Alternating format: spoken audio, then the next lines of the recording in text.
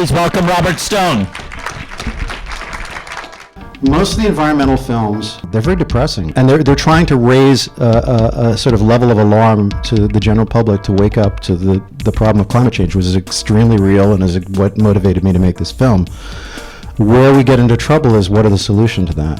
And I feel like what I've tried to do with this film is make a hopeful film that has an actual solution that is viable and something that we can implement now to reduce CO2 emissions within the next few decades.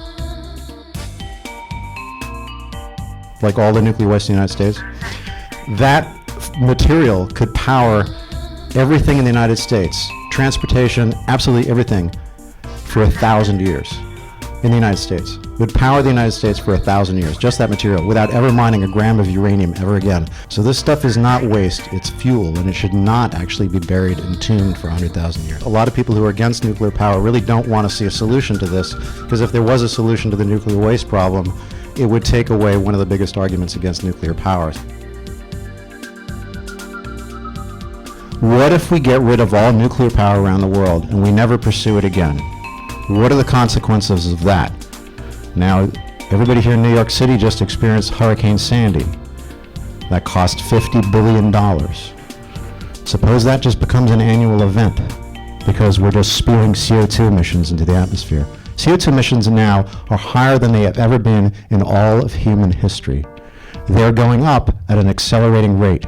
We are burning coal at an accelerating rate. 2012 was the hottest year on record. But we are facing an imminent catastrophe within perhaps the lifetime of some of the people in this room. And what we do in the next few decades is going to determine the future of all humanity. And it's about reducing CO2 emissions. So what do we have what do we have? Nuclear power has amazing potential.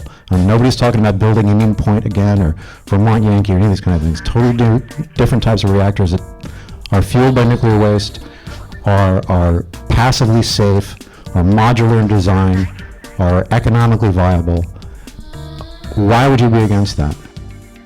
I would go to dinner parties and people that ask me, as they always do, what are you working on? And usually it's a 2-minute conversation. This would that would be the dinner party, nuclear power. I was so there's something special about it. It's the elephant in the room. I think this is the elephant in the room about a whole host of issues about environmental issues and climate change, and really once you get your head around it, kind of reorients your thinking.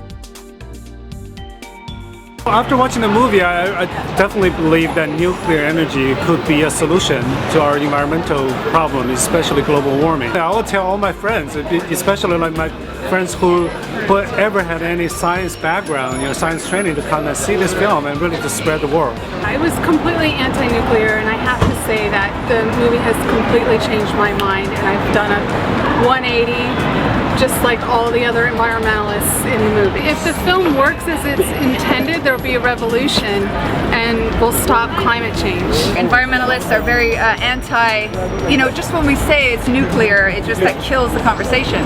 So I'm really hoping that this film will be a piece to at least talk about those nuclear fears. Nuclear could help, having seen this movie. Now I'm even more sure. I instinctively felt that it's the wave of the future, it's the way to go. This just sort of encouraged me to think what I was already thinking.